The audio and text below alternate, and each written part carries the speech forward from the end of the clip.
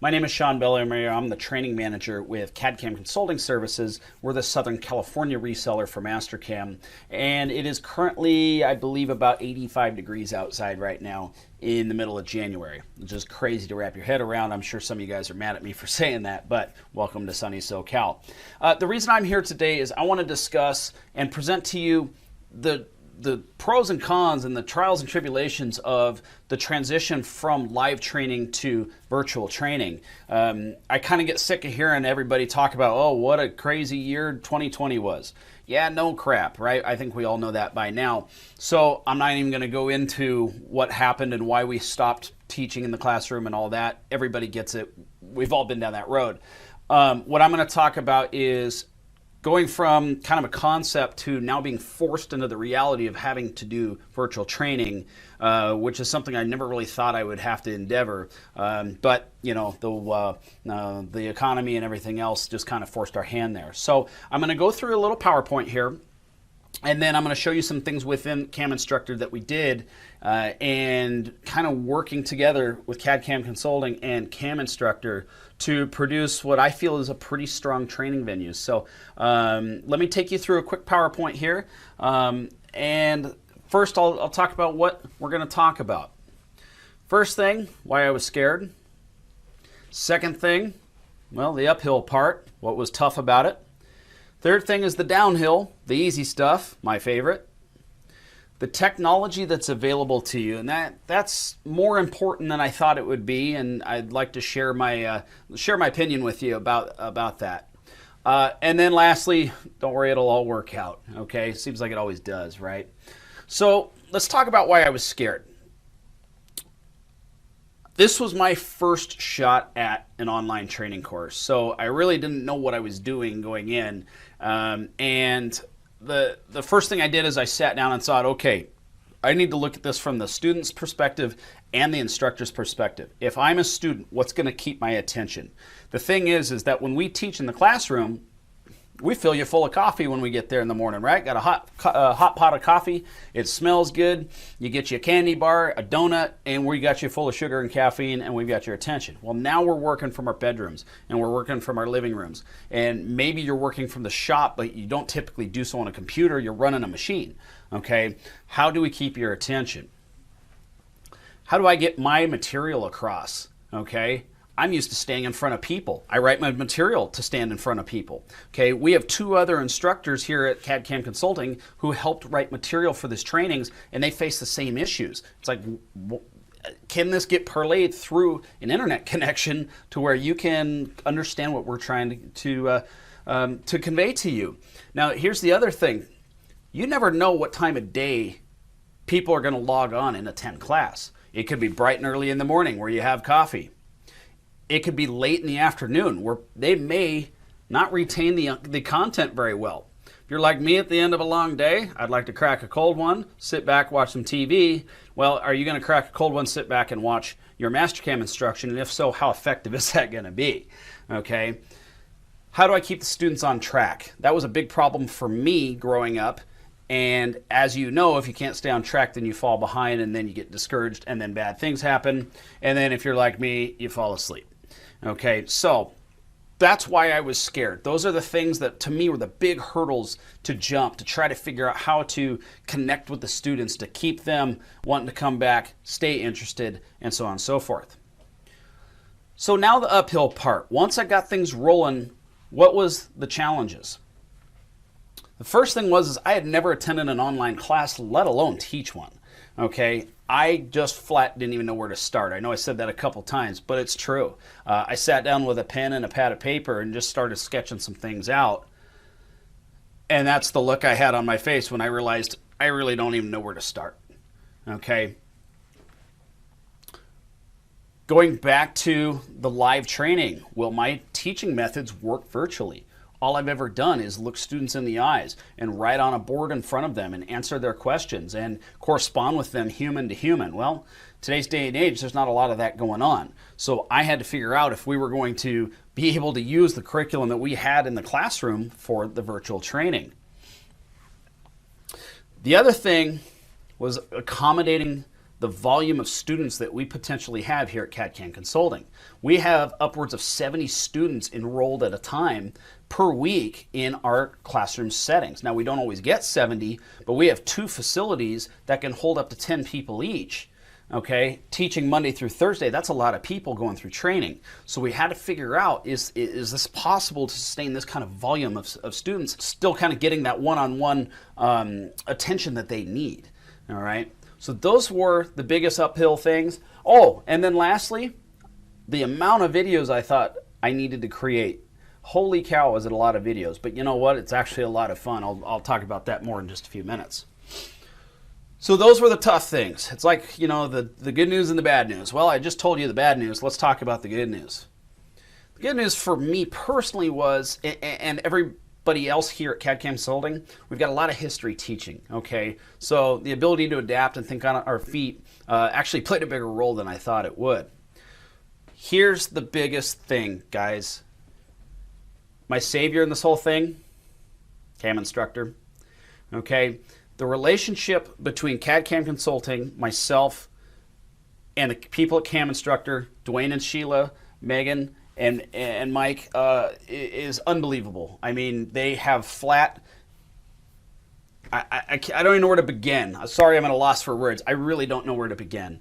The relationship started, believe it or not, a few years ago. We were at a Mastercam reseller conference back in Connecticut, and I struck up a conversation, I think in the bar, with Sheila, and she was telling me about camInstructor.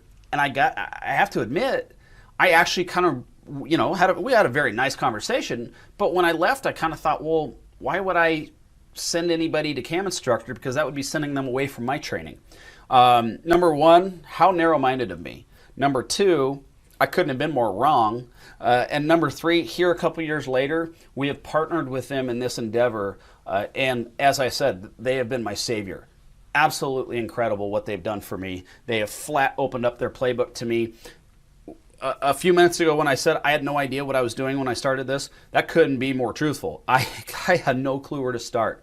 And Dwayne and Sheila, at the beginning of it, got the ball rolling for me, kind of gave me ideas of where to start, what direction to take it. And then Megan from the logistics side, getting my classes lined up, getting the students enrolled, all of that stuff. And Mike giving me tips on something as simple as how to create the videos properly, talking smoothly, things like that. Which, as you can tell, I still don't do well. But they flat opened their playbook to me. And again, I kind of am forever indebted to them for that. And now CAD-CAM Consulting and camInstructor are working together to use the camInstructor interface and platform for my training and CAD-CAM Consulting's training to provide a good training alternative right now for our students. And that's a good deal. And I'll tell you what, I had to put a picture of me in a suit. It made me look good, like that suit did. But the real heroes here are the people at camInstructor. I can't be more indebted to them for that. In regards to technology, this is something that I kind of overlooked and really didn't think about. And you know what, people? It's not rocket science, okay?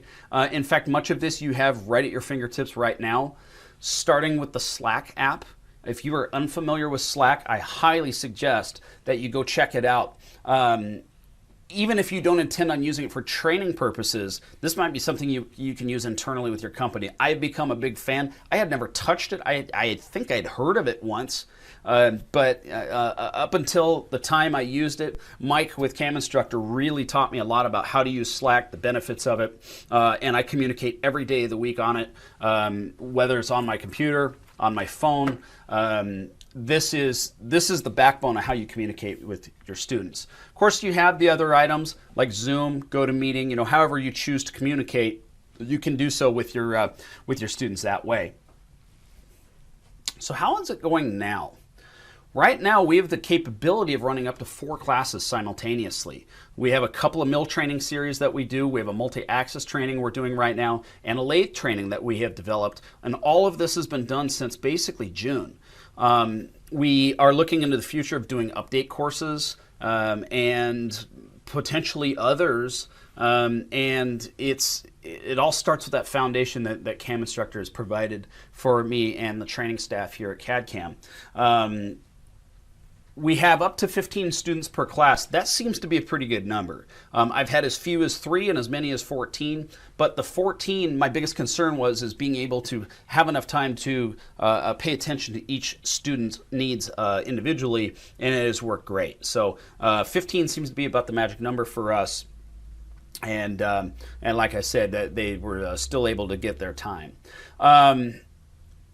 Probably my biggest fear, as I mentioned before, was having the ability to meet the demand of the volume of training, and that has been met by the not only the ease of use for me, but also the Slack app and the amount of classes and seats we were able to fill within each class. It's like I said, has worked very, very well. So that one gets a check mark.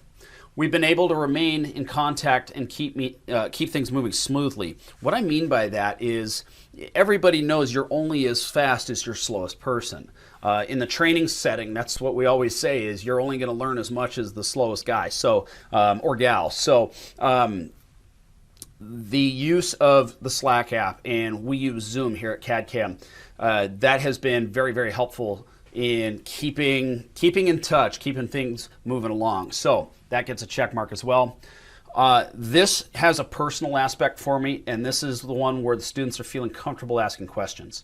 Okay, I was that kid in school that never wanted to raise their hand because I didn't feel comfortable, and so that's a big one for me, is that our students feel comfortable asking questions. And thanks to the Slack app, you can actually do so publicly or privately to where they can ask me a question specifically, and that has worked out very, very well. I'll show you that in a second. So that one gets a check mark as well.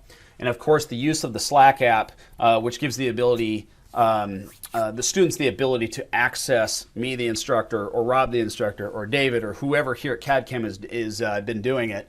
Like I said, you can do it on a website. You can download the app to your computer. I actually have the app on my cell phone. I have answered questions before while giving my daughters baths. I mean, it works out very, very well. It's very convenient. And I'm going to pat myself on the back for just a second here. The feedback from our students has been very good. We put out a survey every class, and this is just a few of the comments that have been added into the surveys, which were anonymous. Again, I can't sit here and take credit for the success we've had. Dwayne and Sheila and Mike and Megan at CAMInstructor, and probably the people that work behind the scenes that I've never met, thank you so very much. You guys are the real heroes here. You've taken your years and years of experience and threw the rules and regulations off on the rookie here, and it has helped me a ton. The one thing that I keep thinking about is, like, when is it going to go bad? Because it's almost been, I don't want to say easy, but it's been a very smooth transition from the real world of live training, which I really hope we get back to someday, but to this virtual training, which I am now 100% convinced that we are going to keep from here on into the test of time, because it is a very viable solution for training needs. It's easy to work with, and it has curbed a lot of my own suspicions about virtual training, and that's just simply because I didn't know any better. So that takes care of our PowerPoint here. What I'd like to do now is take you out into the Slack app and into CAMInstructor, show you some of the things that we have done to kind of lay this out, make life easier on the students. So let's go check that out next. So now I've navigated my way to the CAMInstructor website, and I'll take you through kind of the way we have it set up and the way CAMInstructor works with their content too. So I've already logged in, and if you're a student, then you will be given a username and password. You'll see basically the same screen, and you'll pick the version of Mastercam you're using, and then these are the available classes, and depending on what you purchase, you will see it available to you or not. We have added the CAD-CAM Consulting Services Mill, Lathe, and Multi-Axis training. Now, I'll jump into the Mill training series. That is by far our most popular, and it starts with an agenda that we've put out. This kind of keeps the students on track, at least an idea of what they're supposed to do per week. There is the ability to download the HLE version of the Mastercam software, including the minimum recommended requirements. A link right here to download Zoom. A link also to download Slack, which I will show you kind of my own little Slack environment here in just a second. This one right here, tips and tricks, thank you CAMInstructor, because when I started doing the curriculum here, I went through about 8 or 10 videos of my own tips and tricks that I was going to do for the students. And then it's like the light bulb went on and I stopped and looked at CAMInstructor's tips and tricks, and holy cow, are they good. So actually, even if you're an avid Mastercam user, if you work for CNC Software, anybody watching this, maybe swing by these. They're really good. So you might learn something. I know I did. The tips and tricks are really important for students, because the thing is that if we showed every button, every switch, every trick in the software, the training would be 2 years long every day of the week. It's just not possible. These are some really cool shortcuts, and some good habits to get into, and so on and so forth. Now, for the milling software and milling training, we decided to go a total of 15 lessons. That was 3 lessons a week for 5 weeks. A 5-week training course is the way we did it here in our training room at CAD-CAM Consulting. So we decided to kind of continue on that same method. So every week, 3 new lessons appear. Lesson 1, Lesson 2, Lesson 3, those are week 1. So this current class that I'm doing, we are in the middle of week 2, and so that's why you only see 6 lessons.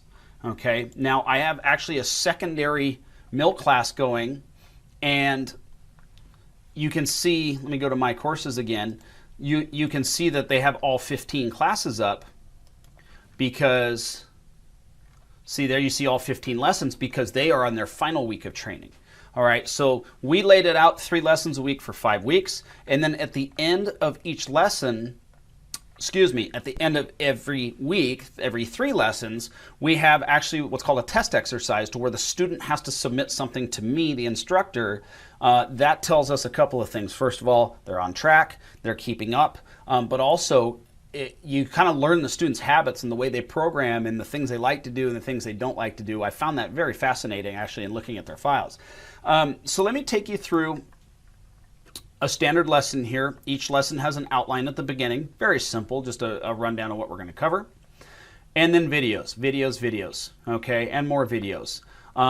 And then I have files included, so we provide a lot of Mastercam files which are already in progress, so that way the student can open them either on their industrial version or their home learning edition of Mastercam and work along with me and the videos. Okay, I'm going to fast forward down here to lesson 3. So lesson 3 is the final lesson of week 1. Again, an outline, videos, but at the end, you'll notice that there is an intro for what to do in the test exercise, and then actually a print, a PDF, and in this case, this is what we call the spacer plate. And here's a print, and in this particular one, I wanted them to not only draw this out of wireframe, a solid, but I also wanted basic programming of this as well. Okay, so the success of this has been very, very good. We have found that the students stay very, very focused with this, and what we've done also is have them actually save their projects and then reopen them again down the road. So one of the things that we have done is actually used a part more than once. One of the examples, for instance, we flip over and have them use the coordinate system and teach them WCS and planes while rotating a part they've already created. So that sort of stuff is worked very, very well. It kind of keeps them on track, and I think one thing that's important is it keeps the students excited because it's their own project. It's not something I'm giving them. They made it. Okay. So once again, 3 lessons a week for 5 weeks. That's our mill training. Okay. It's nice to be able to see the progress, because if you click in something, a check mark goes in there so the students can keep kind of keep track of where they're at with everything. And then by the class's end, they submit the test exercise to me on Slack. Let me jump into Slack here, and I'm actually going to show you a real-time Slack conversation that I'm having with a student. He just sent this to me, where they are submitting their files. Okay, this is where they submit their files, and I had one student that was a little behind because he had a project come up at work, so I worked with him a little bit longer. So he said, "Good morning, Sean." I was able to complete all 5 weeks, filled out the survey. Appreciate how easy you made it. Thanks. You know what? That's what makes this whole thing worth doing. And again, a credit to CAMInstructor. They're the ones that made it as easy as it is. Now, as far as Slack goes, you can have multiple Slack classrooms going all at once, okay? I have a lathe class going right now. We have a multi-axis class running right now. And then what you do is through email, you send out a Slack invite, and it begins to populate the students here, okay? November 30th class that I just ran, this was a good-sized class. As you can see, we had multiple students, and every single one of them used the direct messaging to send me things. I mean, if you look at this, every one of them has sent their stuff in. It's great. They can ask questions privately. Notice in my PowerPoint, I talked about how you can privately send messages. This is a direct message. Then we also have general channels. Okay, so things like I remind them of what time the Zoom meeting is going to be, things like that in a general. The mill training, if somebody wants to talk specifically about the mill training class, but in a public setting, you could do so here. And the best part is this is free. Okay, it's free to download. This is the app, but you can do the same thing through the web. I mentioned in the past that I have the app on my cell phone. Here is the Slack app on my cell phone. Same thing. Okay, and as I mentioned in my PowerPoint, you wouldn't believe how many times I've gone through this. Simply like sitting on an airplane or waiting to pick up my kids from school or whatever else. So again, I cannot stress how important the Slack app has been. And then when you're all done with the class, you can just close it out. And Slack, as part of your account, actually keeps the conversations for you, so you can revisit it if need be. Okay, and then what we do here at CAD-CAM Consulting is upon completion of the class, I usually wait a week or two to make sure everybody has everything in. All the students who was going to complete it has completed it, and then I send out an email individually for a certificate of completion, and then we also at CAD-CAM Consulting, we give them a t-shirt. So I ask them for their t-shirt size, and then, thanks to the pandemic, nobody can come get the stuff themselves, so we ship the stuff out to them. That is pretty much our training in a nutshell. Once again, the Slack has helped greatly. CAMInstructor has helped greatly. The ability to repeat videos, I think, is a big deal. I know it would be for me. And so repeatability, access to the instructor through Slack, and then we do a once a week Zoom meeting. All right, and we schedule time for the students to all come together and do a Zoom meeting. And one thing I like about Zoom is it has a chat right in it. So for some reason, maybe somebody doesn't have a microphone on their computer, they can't speak, they can chat with us and still ask their questions. And I'll tell you, I've been so, once again, pleasantly surprised at how not only successful this has been, but quite frankly, how easy it was. It took a lot of time to get the videos done, and that's okay. If you notice, a lot of the videos are not that long in time. 5 minutes, 9 minutes, 10 is about the most you'll see here. Okay, 7, 8, 6. That came recommended from CAMInstructor to keep those video times about there, and that was a really good recommendation. Number one, in keeping the attention of the students, but also, if you're constantly doing things on your computer, I think you stay more focused. So end a video, close it, open a new one. I think that keeps them more focused as opposed to just sitting and watching a video. So that's why there's so many videos. You notice in this particular lesson, lesson 3, there are 19 total items. Not all of them are videos because we do have a PDF here and a print and things like that. So, but that is the Mastercam CAD-CAM Consulting Mill, Lathe, and Multi-Axis training working with CAMInstructor. Once again, I want to say thank you to all the people at CAMInstructor who have helped me and our company get the ball rolling on this. I'm just tickled at how well this has gone. Really, it's been a success story all the way around.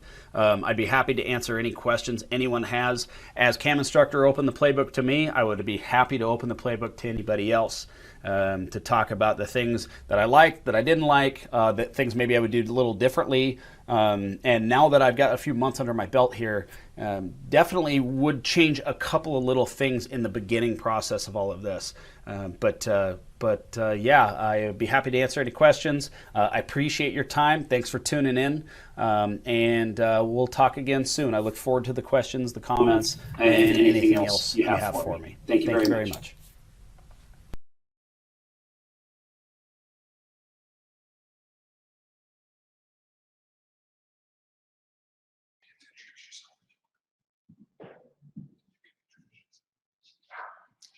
Hi, I'm Sheila from camInstructor, and I'm going to be chatting a little bit with Sean. Sean, how you doing? Good. I hear the weather's better here in California. Yeah, absolutely. I think I'm freezing. I'm just about to go and get my sweater, my second sweater. Anyways, thanks so much for sharing with us.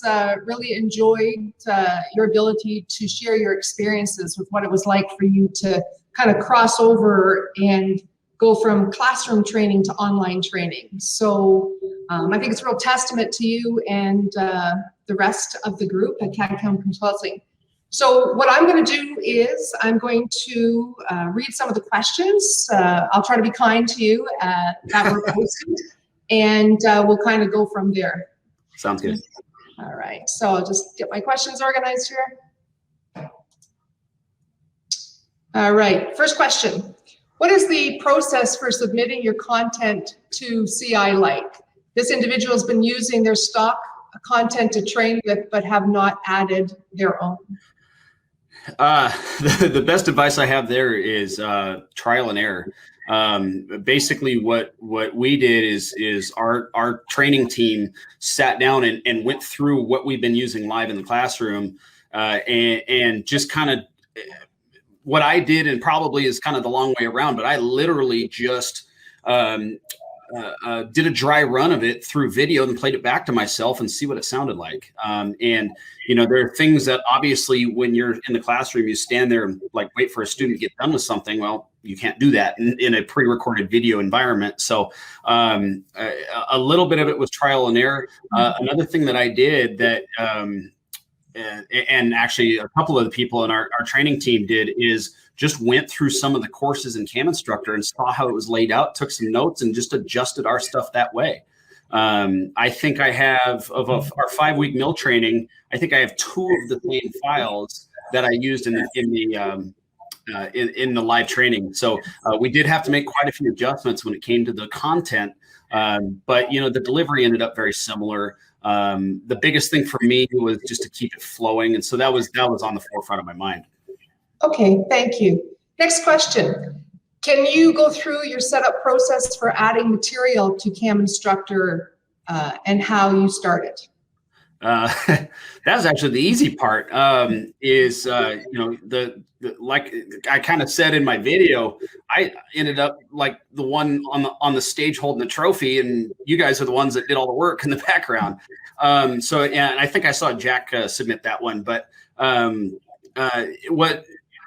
what I did, the first thing I had to do was I had to learn an editing software, and here at CAD-CAM we use Camtasia, and we found that to be very, very useful. And so what we did, and per CAMInstructor's recommendations, is we kept the videos short, and I think that's really key, between 6 and 10 minutes each video.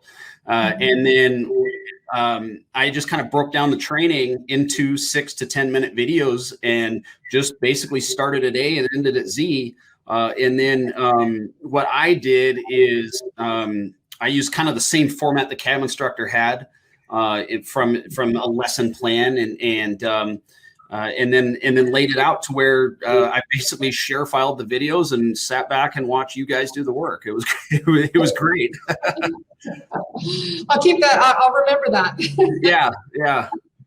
Okay, next question, probably more of a personal question, and that is, in your experiences of trying to change from something that you were really, really confident with, and then go into kind of the uncharted waters of virtual training, did you have that aha moment where you went, okay, this is going to be okay. This is working. I'm feeling good about this.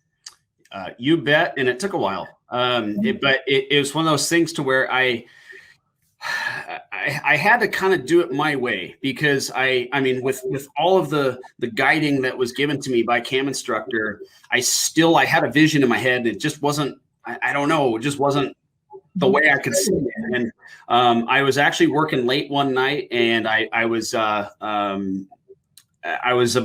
I don't know, 3 to 4 weeks into the content. And I finally said, you know what, this is it. Bang. This is the one. This is what I want. And and I couldn't even tell you how I got there, but it just happened. And it was something as simple, I think, as to just like slowing my words down. And all of a sudden, it didn't sound like I was trying to talk 100 miles an hour to 50 people standing in front of me, but I was trying to lay out an actual presentation through a computer screen. And I actually went back and changed everything I had done before that. But from there forward, that kind of gave me the confidence to really have fun with it. Okay, good, thanks. And the students, you probably have run into, I call them students, but individuals who are looking for training. Have you run into some that are very apprehensive? And as the instructor, how have you convinced them that this is an okay way of learning? That's probably the number one question that I get, is that we are so used to being in person and in training and at trade shows and talking to one another. Probably the number one pushback that I get is, hey, this isn't really a live training. And what gets them to come through the door is when I show them how in touch I will be with the students by using that Slack app and by using Zoom. What we have done is we do a weekly Zoom meeting. So we actually meet with all the students at the same time, like a live setting.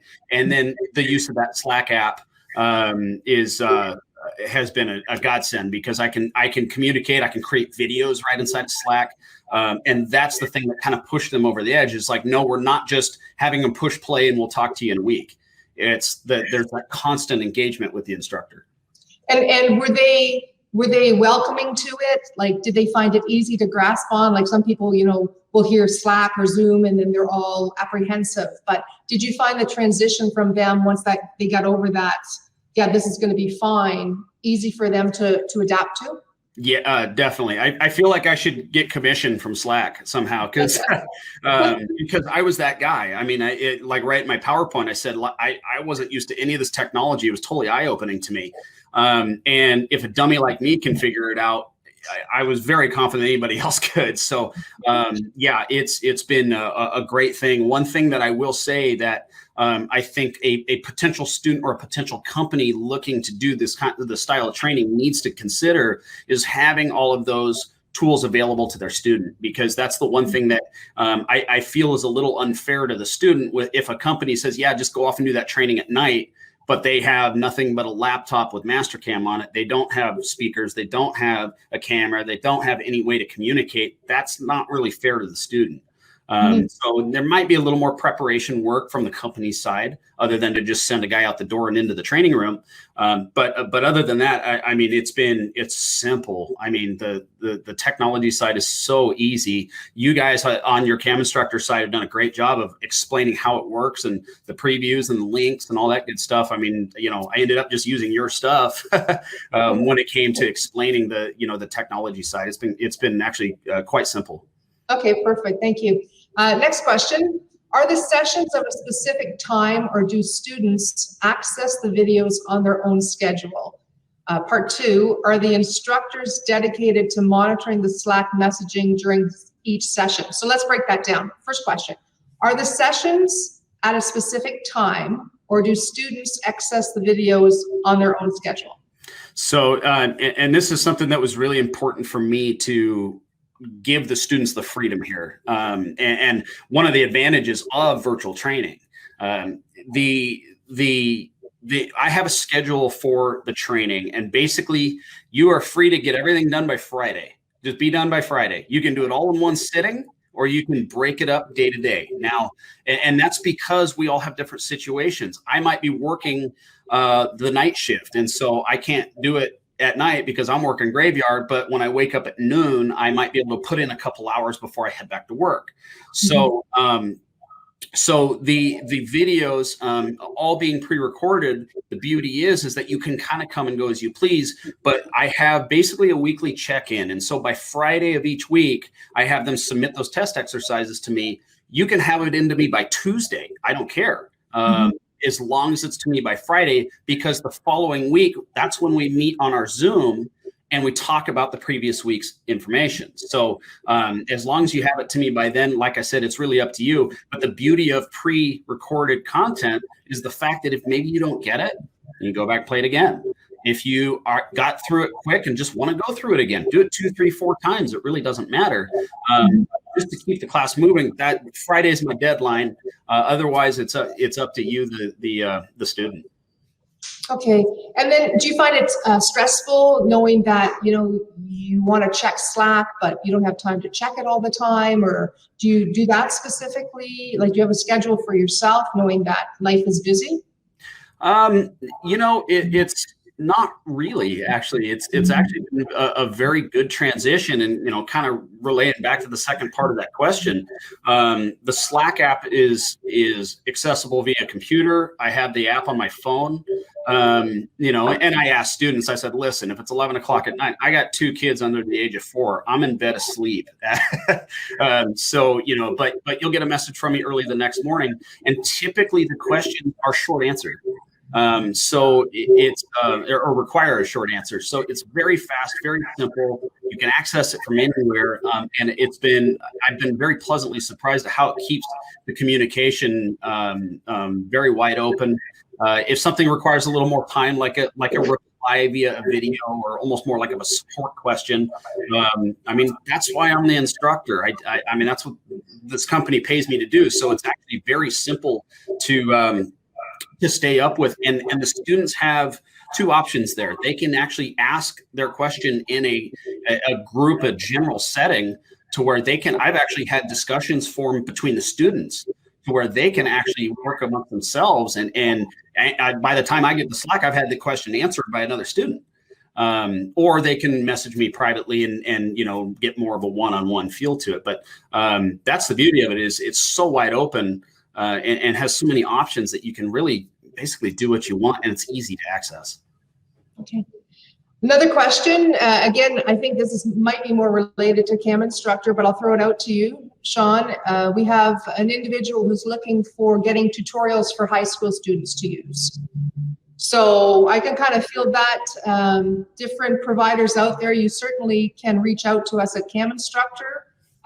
We provide training material for industry as well as education, and I can show you what we have for you. So feel free to reach out to us.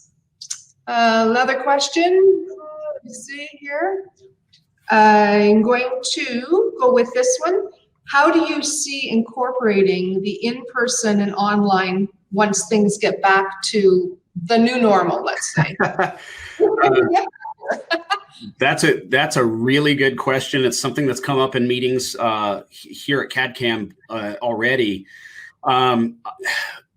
For us as the Southern California reseller, and we've ventured up into Central California and down into San Diego, the point is we cover a lot of territory. And so for us specifically, I actually see a good balance. I really believe that people are going to be, welcome back to the classroom and going to be, anticipating that. I know I am. But at the same time, I've had students drive here from 5 hours away to come to training, and quite a few actually. So that online, that virtual solution for guys like that, I think is going to be a really good alternative to them having to drive 5 times a week, 200 miles one way. For us, I think, like I said, and we're lucky to have, a good sized territory where I think that, that's going to be something that we will be able to handle, and balance out quite well. We've even discussed somehow, and I don't know if this is even doable. It's just in the discussion mode, but we've actually considered even somehow trying to combine the training virtually and in in live classroom. Now, like I said, that is nothing but a brainstorm right now. I don't know if it's really going to happen, but it's something that's been considered as well. Okay, thank you. So I'm just saying, I think we may have one more question. Yes, we'll probably end with this one, Sean. Can you control the contact hours from within Slack? That's no. The contact hours, I mean, I'm assuming, you know, they're suggesting contact to the instructor. You know, I'd like to think that the accessibility is about as wide open as it gets, but we are still human beings. You know, it's one of those things to where there is not an open and closed time. Now, I will say this. Once the class is completed, you know, let's say for a 5-week mill training, we keep Slack open for 6 weeks. We keep it an extra week for additional questions, follow-up, things like that. And then we close it off, and then we'll direct the students to our support team if they have anything further. But, you know, we're kind of open for business. I mean, the cell phone never sleeps, right? Well, exactly. And I think sometimes too, Sean, do you find that people that know that they have access to you may answer their own questions, but just the fact that they know that they've got someone to help them makes a huge difference in their learning. You betcha. And like I said, something that I think has been a little surprising is the amount of communication between the students on Slack. I may have a student down in San Diego and another student close to Vegas, and they end up answering each other's questions on Slack before I ever get to it. And so that's been really cool as well, is to see the students interacting with one another. Kind of, it turns almost like into a MasterCam forum. It's really neat. That's been a cool surprise. And then, you know, like I said, I pop in as much as I possibly can. I actually have 2 Slack messages that came in while we were doing this right now for my current students. So just throwing their question up. Right. Anyways, well, you know what? I'm going to let you off the hot seat. Okay. We're going to be ending this presentation. Thank you so much to yourself, Sean, and the rest of the team at CAD-CAM Consulting for taking time. It's people have no idea it takes a lot of time to put together a presentation. So we so much appreciate it, and we couldn't have done it without you and the rest of the presenters. So thanks from all of us at camInstructor. Yeah, I had fun. I hope this opens eyes like it did mine, because it's a great alternative. I'm happy to see other resellers on here, things like that. I urge people to look into it. It's really cool. Well, perfect. Thanks so much. And for those of you watching, hang tight, and you will be directed into being able to select your next presentation. Take care. Bye-bye.